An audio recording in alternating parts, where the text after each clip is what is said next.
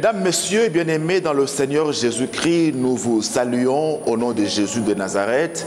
Nous vous souhaitons à tous la bienvenue dans ce programme spécial consacré aux festivités du 30e anniversaire du ministère chrétien du combat spirituel, festivités qui se tiennent ici avec brio à la Cité du Triomphe à travers la 13e Convention mondiale de la CIFMC et le 5e symposium du Centre Péniel mondial.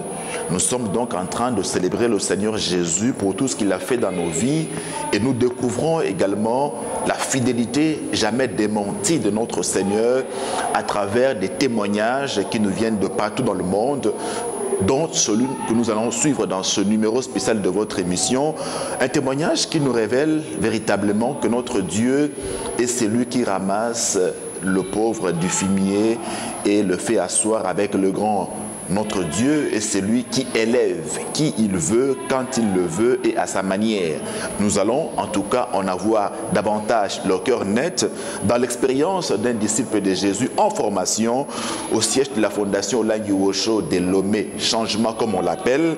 Il s'agit de Papa Séraphin Abitor Komi. Papa Abitor, shalom. Shalom, papa. Papa Séraphin Abitor Komi, pour ceux qui ne le connaissent pas, il est au niveau du Centre Péniel mondial Lomé au Togo. Il est au P13. Il est marié et père de 6 enfants. Papa Abitor est président du partenariat du siège de Lomé. Il est également président du comité de construction. Papa Abitor est par ailleurs membre du comité d'organisation internationale des festivités du 30e anniversaire du ministère chrétien du combat spirituel. Papa Abitor a plusieurs cordes à son arc. Il est président fondateur de l'ONG Entreprise, Territoire et Développement, qui est parmi les ONG les plus en vue, non seulement au Togo, mais également en Afrique de l'Ouest. Papa Abitor est également président de la Fédération des ONG du Togo. Il est aussi président du réseau des plateformes et ONG de l'Afrique de l'Ouest. Plusieurs titres comme ça pour un seul homme, Papa Abitor. Ce n'est pas encombrant? C'est encombrant lorsqu'on considère que c'est soi-même qui suis responsable de tout ça. Mais est-ce qu'on considère que c'est une grâce venant du Seigneur? On assume toutes ces responsabilités avec l'aide du Seigneur et comme Paul le disait, je puis tout par celui qui me fortifie. C'est le Seigneur qui me fortifie et je lui dis toujours merci tous les jours qu'il fait, car nous venons de très très loin. Et si nous avons ces titres-là aujourd'hui, parmi tout ce que le Seigneur nous a offert, c'est grâce à ce Dieu de Papa et Maman Olangui qui a permis que nous le rencontrions à un moment donné de notre vie. Voilà. Vous venez de très loin, on va faire cette découverte avec vous. Vous êtes membre du comité d'organisation internationale des festivités des 30 ans. Votre nomination vous surprend, en fait, à Lomé, au Togo. Ouais. Elle nous a surpris. Et mon épouse et moi, on était même en pleurs.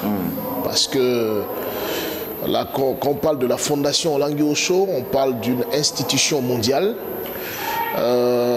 qui existe dans de plus grands pays, sur des continents plus importants que le nôtre. Et quand on compare la taille de notre pays, le Togo, la taille du siège à la taille des autres nations et des autres sièges, et comme disait Gédéon, qui sommes-nous pour faire partie de ce comité? Et donc on a été très très surpris, très surpris. À la fin, on a simplement dit qu'il nous soit fait comme le Seigneur le veut. Et donc on a pris cette nomination avec beaucoup d'humilité. Alors, comment vous avez travaillé à l'international avec tous ces autres disciples et messagères d'autres sièges?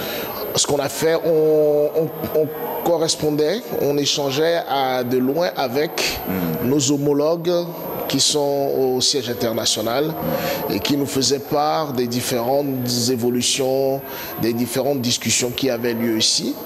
Et c'est eux qui nous alimentaient énormément. Et donc, dès qu'on est arrivé, on a pris le train en marche, on a commencé à travailler de concert avec ceux qui sont présents ici, sous la houlette du président qui est arrivé le samedi dernier et qui nous a permis de nous retrouver ensemble dans le comité pour apporter notre contribution à la pleine organisation qui se fait ici. Vous êtes parmi les responsables, je l'ai dit, du siège de Lomé Changement. Comment votre siège s'est préparé par rapport à ces festivités? Notre siège s'est préparé dans un contexte très difficile. Bon, vous savez, avec la pandémie de la Covid, le Togo fait partie des pays qui ont adopté des mesures de restriction assez fortes. Et du coup, il y avait des confinements, il y avait des fermetures, des lieux cultuels. Mais, comme le Dieu de papa et maman Olangui n'échoue jamais, on usait de stratégies, on se retrouvait à la bergerie, on se retrouvait même à la salle. On a monté des chambres hautes pour préparer les festivités. Le comité se retrouvait tout le temps pour faire en sorte que Lomé soit représenté non pas représenté, mais Lomé participe à ces festivités des 30 ans. Et du coup, on a mobilisé les frères et on a constitué une délégation qui est arrivée, qui est constituée de pasteurs qui viennent adorer au ministère, de vice-présidente de la JCC, et puis de 4 autres mamans, dont 2 JCC qui sont dans la chorale internationale et qui chantent ici. Tout à fait. Et donc, voilà, c'est comme ça qu'on s'est motivé, on s'est mobilisé pour faire en sorte que nous ne soyons pas absents de ces festivités. Une très grande mobilisation pour Lomé Changement, il faut le dire, mais avec quelles attentes, Papa Abito? Alors, nos attentes ici, c'est, vous savez, quand vous venez ici à la source, comme le nom le dit, vous ressourcez. Et donc nos attentes en venant ici, c'est déjà de nous ressourcer au travers des messages, de l'effusion du Saint-Esprit qu'on remarque ici à la Cité de Triomphe, et des interminables séquences de prière. Et donc nous venons ici juste pour avoir plus de force, pour qu'arrivé à Lomé, nous puissions transmettre aux bien-aimés qui sont restés ce que nous avons reçu ici, et qui va permettre au siège de se développer davantage et au ministère de conquérir le Togo. Et nous venons ici vraiment pour discuter aussi avec le collège des modalités pour que Lomé, Lomé se développe, d'école, et que nous écrivions une nouvelle page de l'histoire du ministère au Togo, qui existe, qui fonctionne, qui attise les convoitises, les désirs de venir adorer, qui connaît quelques soubresauts qui sont normaux, étant donné que nous invoquons le Dieu véritable. Oui, justement, je comprends un peu la modestie avec laquelle vous parlez à ce sujet, mais le siège de Lomé fait quand même partie des sièges pour lesquels papa et maman Olangui ont beaucoup investi, avec notamment la tenue de la convention CITEMC à Lomé, au cours de laquelle Lomé a été baptisé Lomé Changement. Mais véritablement, on ne se rend pas compte des résultats que Lomé a pu produire par rapport à tout cela. La convention a eu lieu en 2006. Nous, on n'y était pas. Si nous, on est là, nous constituons un des fruits de cette convention. La convention a permis aux Togolais de connaître le ministère, de connaître l'envergure de la fondation et d'asseoir un ministère qui se développe, qui voit l'arrivée de nouvelles personnes, de nouveaux qui viennent adorer, des serviteurs de Dieu qui viennent adorer, des frères et des sœurs qui viennent adorer, qui viennent louer. On est à une étape où Lomé connaît maintenant une autre phase de son développement. On a une JCC qui est totalement métamorphosée, qui est très structurée. On a un ministère qui est en train de courir vers son propre site. Et donc le ministère, il se développe. On a des programmes de prière qui ont lieu. Il se développe à un rythme normal ou un rythme pas du tout normal? À un rythme un peu en dents de scie, des fois en dents de scie. Et ce qu'on note à Lomé, c'est que nous avons cette conviction que Lomé est une terre pour l'implantation et le développement du ministère chrétien du combat spirituel. On a une salle, on adore, On reçoit, surtout la pandémie a eu beaucoup d'influence sur le ministère au Togo, où les autorités ont demandé que les lieux soient fermés. Vous savez qu'on ferme les lieux de prière pendant 1 mois, des fois 3. La première fois, on est resté pendant 6 mois fermé. Donc ça a impacté un peu le ministère au plan de la participation en nombre des fidèles. Mais depuis qu'on a rouvert, les gens reviennent en nombre et les gens prient. Il y a des programmes de prière qui ont lieu. Nous prions simplement pour que nous connaissions une stabilité au niveau de l'équipe missionnaire qui viennent accompagner et que nous puissions partir sur nos propres sites et puis commencer à ouvrir des cellules dans d'autres pays et dans d'autres villes. Des noyaux. Oui, parce que des noyaux, hein, le ministère est à Lomé, mais Lomé ne fait pas le Togo. Tout à fait. Et donc, vous avez posé une question sur nos attentes. Moi, personnellement, en venant ici, ouais, j'ai le drapeau togolais. C'est pas juste pour qu'on sache que je viens du Togo. Oui.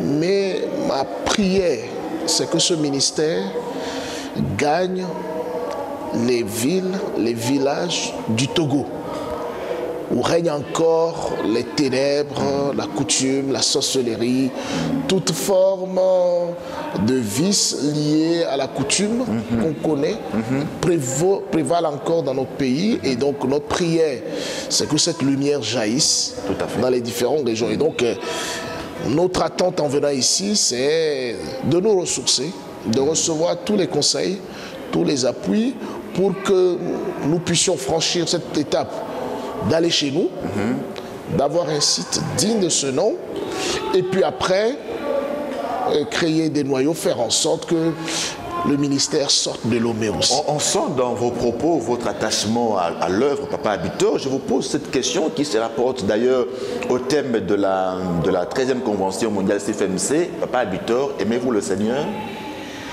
J'aime Dieu. J'aime Dieu parce que, comme je le dis à mes enfants et à mon épouse, à quiconque me connaît, ce que je suis aujourd'hui, c'est grâce à Dieu.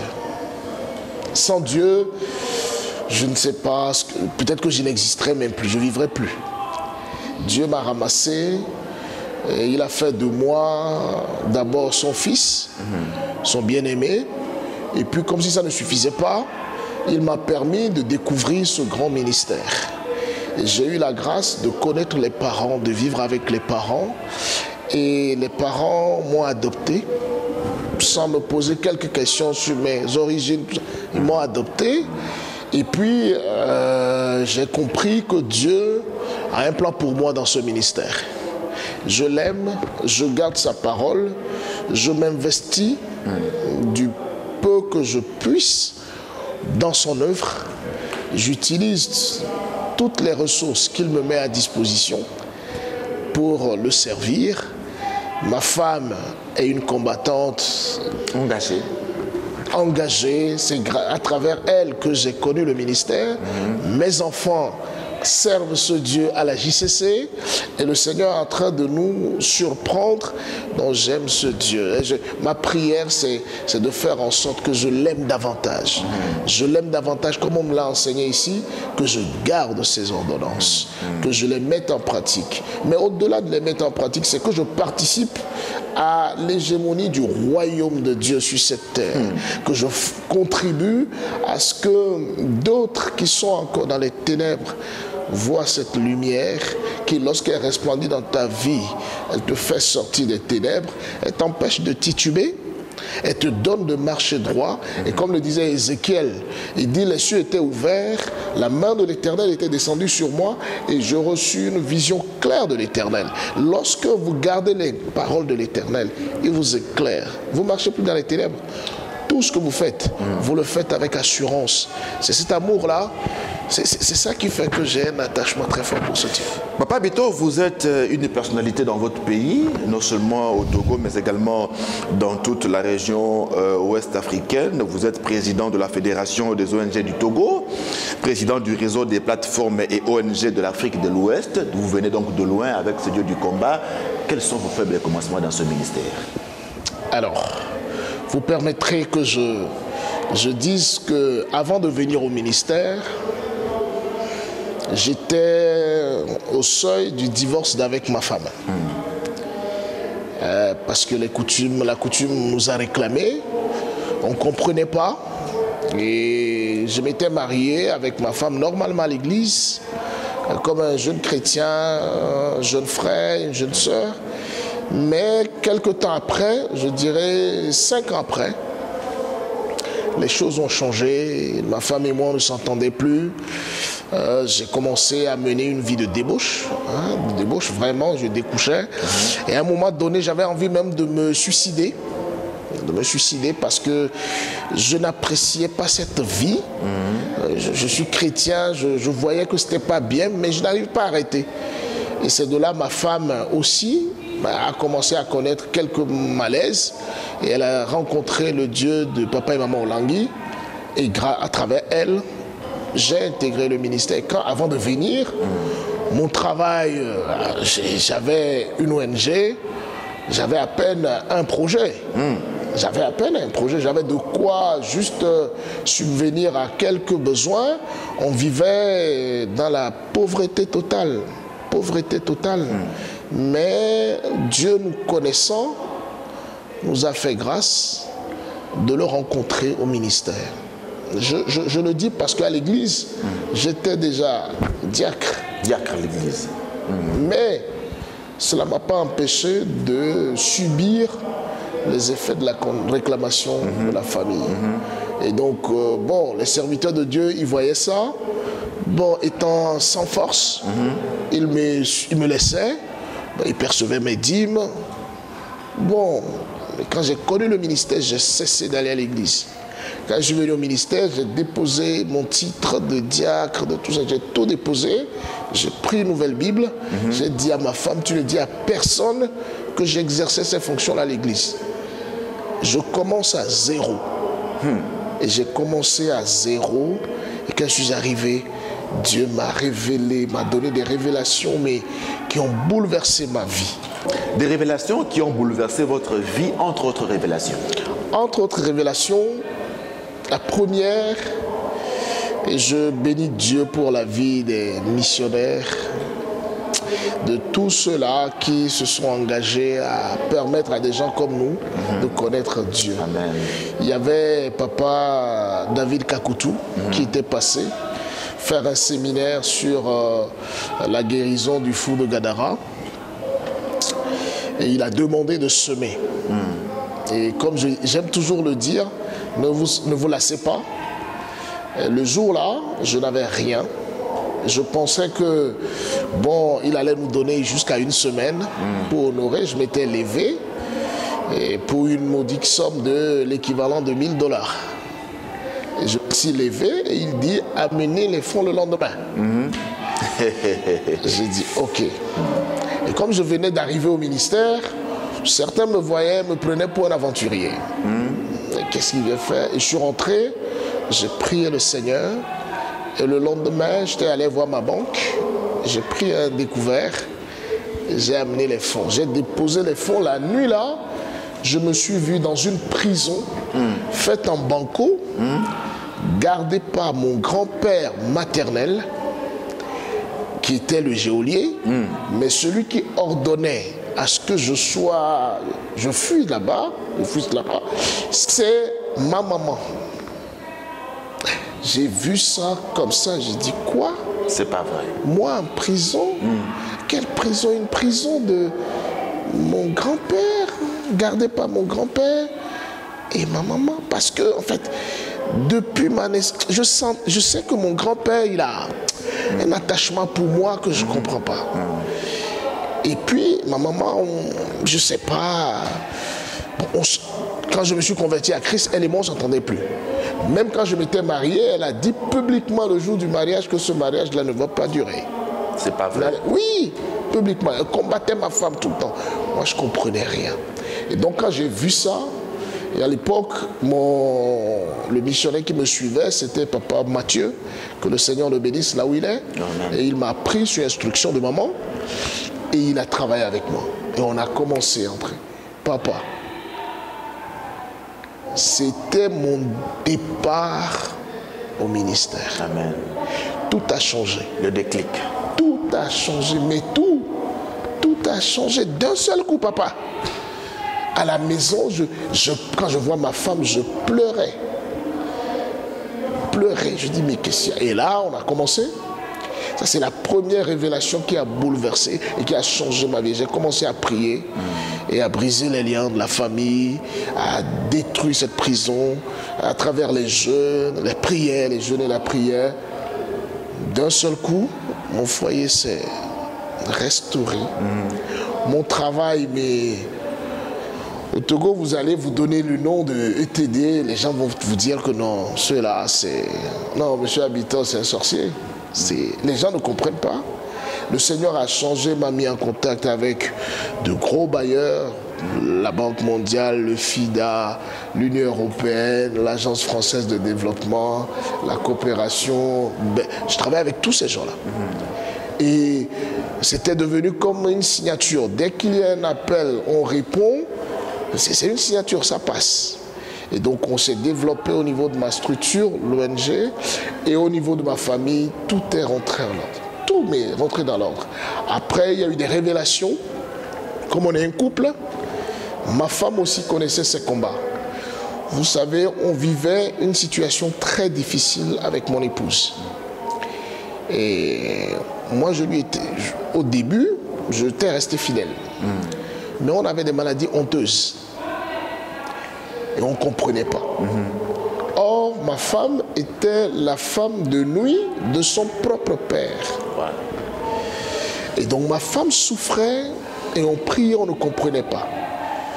Et donc, à un moment donné, elle aussi, elle a commencé à entrer en profondeur. Et un jour, elle était allée à une veillée. Je m'excuse de parler de ça, mais ça fait la deuxième révélation qui a stabilisé notre foyer. Amen. Amen. Et je bénis le Seigneur pour la vie des missionnaires qui sont passés à Lomé. Alléluia. Parce qu'ils nous ont donné cette confiance. Amen.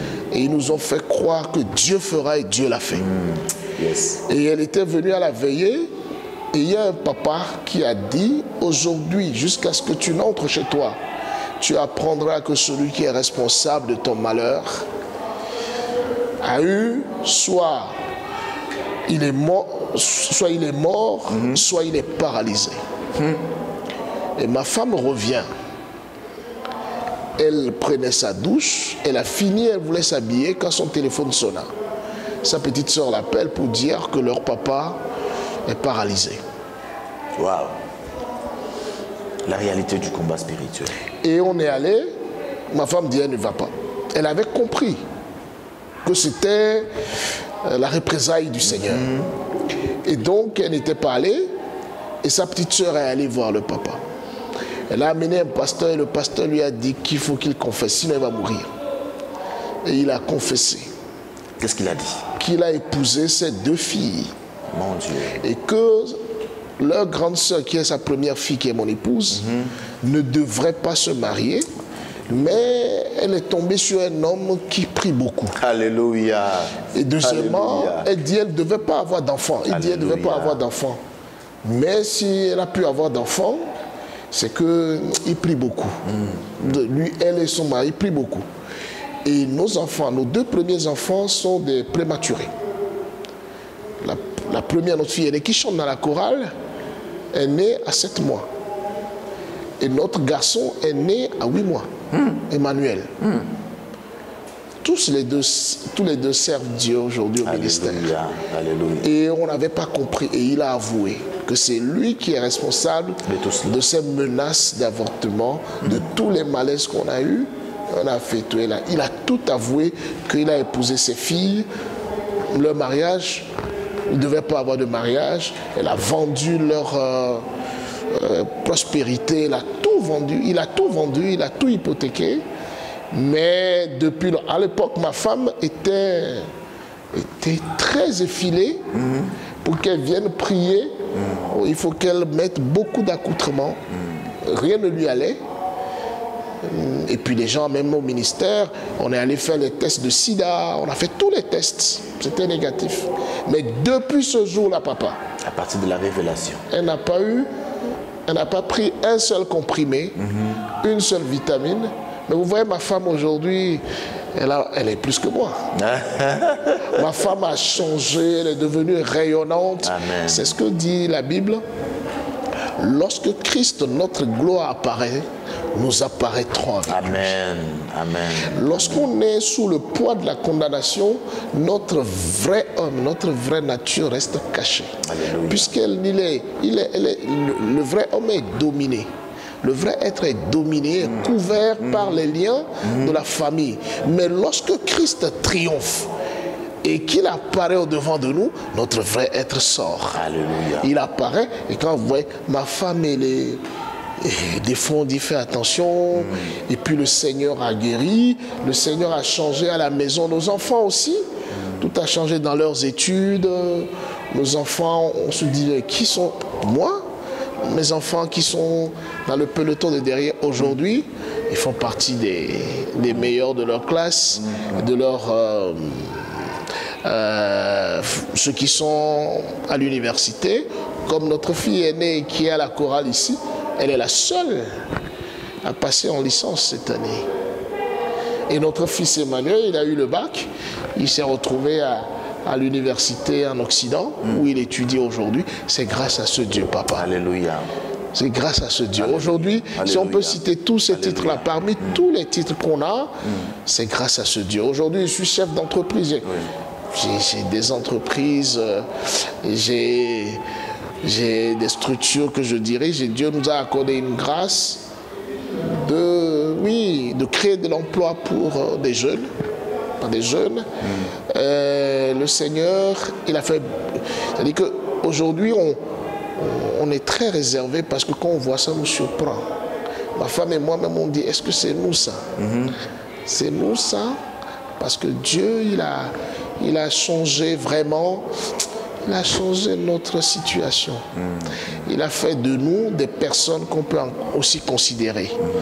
Il a fait de nous des gens qu'on peut respecter. Au Togo, quand on donne mon nom, bon, les gens me respectent, que ce soit ceux qui sont au sommet, tout le monde, c'est ce Dieu. Et c'est pour ça que Dieu nous a révélé plein de choses. Nous avons travaillé, nous avons cherché notre délivrance, nous continuons de la chercher. Nous exerçons à nous appliquer non seulement au message de la Bible, mais au message du ministère chrétien du combat spirituel. C'est une révélation qu'on n'a pas... On n'a nulle part ailleurs. Et donc on s'attache à ce Dieu-là pour voir ce qu'il va encore faire dans nos vies. Voilà ce que je peux dire de ce que le Seigneur a fait dans nos vies au travers de ce ministère. Et quand vous regardez tout cela, vous vous dites, je dois davantage m'investir pour le Seigneur. Je dois davantage m'engager pour que l'œuvre de Jésus-Christ triomphe, c'est cela. Vous savez, il fut une époque où ma femme et moi, on se posait la question. Vous savez, quand j'étais à l'église, il y a beaucoup de prophéties qui, lui sera un serviteur de Dieu, lui sera un pasteur, lui. Et donc chaque fois, les gens me voient, mais je dis, vous savez, on n'entre pas dans le champ de Dieu comme ça. Il faut que vous soyez sûr que c'est Dieu qui vous a appelé. Et quand Dieu appelle, comme on le dit, il y a 5 ministères. Vous ne vous levez pas comme ça pour dire, oui, je vais rentrer là-dedans. Et donc, on est venu au ministère, on a compris notre appel. Et quand les parents, depuis que les parents n'étaient plus, c'est vrai que j'ai été bouleversé. Parce que les parents et moi avions convenu de pas mal de choses pour Lomé. Tout à fait. Et puis la dernière fois, maman me disait, attends, dès qu'on finit, dis-lui, papa, on va faire. Et puis après, c'est terminé. Voilà. Et donc, on est rentré, on a été bouleversé. Bouleversé, mais je me suis dit, mais on fait comment? On fait comment? Et dans on est allé prier, et dans un songe, je vois les parents qui arrivent, Papa dans un boubou, rouge sang. C'était un truc en laisse qu'il portait. Maman avait la tenue qu'elle portait aussi. Et puis je les ai vus, papa à bord de la voiture, maman à droite et moi derrière. Papa conduit, on arrive quelque part, on sort, il achète, il dit il faut payer. Il achète, il dit il faut payer. Il achète, il dit il faut payer. Je me suis levé, j'ai appelé ma femme, j'ai dit voici ce que je viens de voir. Elle dit je t'ai dit. Ton appel est clair. Alléluia. Parce que bon, à Lomé, on parle du partenariat, mais en réalité, le Seigneur tourne beaucoup sur quelques personnes. Tout à fait. Et du coup, ma femme m'a dit, tu as compris. Et je suis allé voir les missionnaires. Il y a un missionnaire qui avait reçu une révélation similaire. Et donc on a commencé à appeler. Donc on a compris, moi j'ai compris que mon appel dans ce ministère, c'est de contribuer par les ressources qu'il me met à disposition à l'avancement de son œuvre. Amen. Et donc, quand je viens ici, on peut me mettre derrière. Je sais ce pourquoi je suis au ministère. Je suis là. Quand je viens, je prie, je participe à tout. Quand il y a quelque chose qu'on peut faire et que j'ai les ressources, je ne me pose pas la question de savoir qu'est-ce qu'on va manger. Je ne le fais pas. Je réponds à l'appel de Dieu et lui-même il pourvoit. C'est mon appel. Après, ça ne suffit pas. On a la grâce de connaître Jésus, d'être enseigné. Il faut qu'on permette à d'autres aussi de connaître ce Dieu-là. Et c'est en cela que pour la formation, on prie Dieu qu'elle se poursuive afin que nous bouclions notre formation de disciples et puis que nous commencions aussi à parler à d'autres, même si on le fait maintenant. On le fait, on parle pour que le ministère, comme je le dis, gagne les maisons, gagne les familles, gagne les villes secondaires de notre pays, gagne les villages. Ce que moi j'ai vécu avant de venir au ministère, j'ai plein d'amis, ministres, généraux, DG, tous ces gens, ils ont les mêmes problèmes. Tout à fait. Seulement, beaucoup sont un peu fatigués des prophéties sans force, des déclarations sans grands effets. Et donc, alors qu'au ministère, c'est du concret. J'ai aimé une phrase que vous avez dite, vous voulez participer à l'hégémonie du royaume de Dieu dans votre pays, le Togo, à travers le ministère chrétien du combat spirituel. Papa Bito, à ces festivités de 30 ans, est-ce que vous ressentez l'absence de papa et maman Olangué? Là, maintenant, non. Au début, oui. Quand je suis arrivé aux orateurs, bon, vous savez, c'est difficile, hein? Il faut reconnaître. C'est difficile d'y rester. Et surtout quand on nous amène au salon, c'est difficile. Et je bénis le Seigneur, ma prière, c'est de ne pas aller dans la salle à manger. Parce que là, c'est difficile. Il faut reconnaître, hein? Nos parents nous ont montré un amour qui est unique. Amen. Il n'y a que Jésus qui puisse démontrer cet amour-là. Il n'y a que Dieu. Leur amour était fort. Donc c'est un peu difficile. Mais ce qu'il y a ici, on sent qu'il y a... C'est-à-dire qu'ils étaient à la fin de leur mission. Amen. Il fallait d'autres pour continuer la mission. C'est une organisation qui est faite différemment, mais la présence de l'Éternel est là comme si les parents étaient là. Alléluia. Ce qu'on a vécu ici depuis dimanche, un chef d'État qui vient se mettre à genoux au dire de... C'est pas un archibishop, un bishop, un prophète. C'est un disciple de Jésus. Alléluia. Du ministère chrétien du combat spirituel. Non mais ça c'est fort. Alléluia. C'est fort. Ça veut dire que les prophéties que les parents avaient laissées, ces prophéties doivent se réaliser maintenant. Et Dieu a bien fait.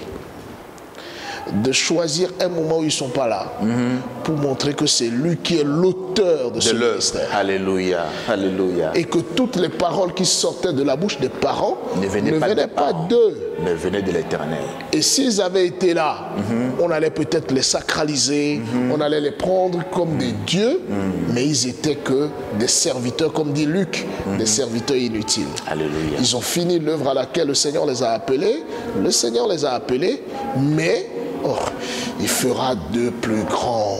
Est-ce qu'on voit là, papa? Là, aujourd'hui, on a compris. On est réconforté par ce qu'on voit là. Franchement, Et puis avant-hier, c'est avant-hier, hein? Avant-hier, hier. Oh, la présence de Dieu qu'on a sentie ici. Non, papa. Dieu, il est merveilleux. Il est au rendez-vous et nous lui sommes reconnaissants. Amen. Qu'après le départ des parents, on puisse se retrouver en sa présence comme ça, et qui nous console, il nous réconforte, il nous fortifie. Non, sincèrement, humainement parlant, naturellement, nos parents étaient nos parents. Oui.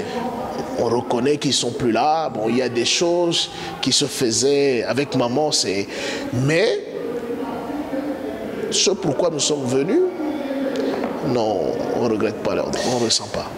Papa Bitor, merci beaucoup. Je vous en prie. Merci d'avoir partagé avec nous ces témoignages riches qui nous interpellent et qui nous rassurent que nous avons cru en un Dieu véritable. Amen. Quand il promet, il le réalise. Mesdames et messieurs, nous recevions là Papa Séraphin Abitor Komi, disciple de Jésus en formation au siège de Lomé au Togo, président du partenariat, président du comité de construction également. Merci de votre attention. On se retrouve prochainement pour un autre numéro de votre émission spéciale Festivité 30 ans du ministère chrétien du combat spirituel. Que Dieu vous bénisse.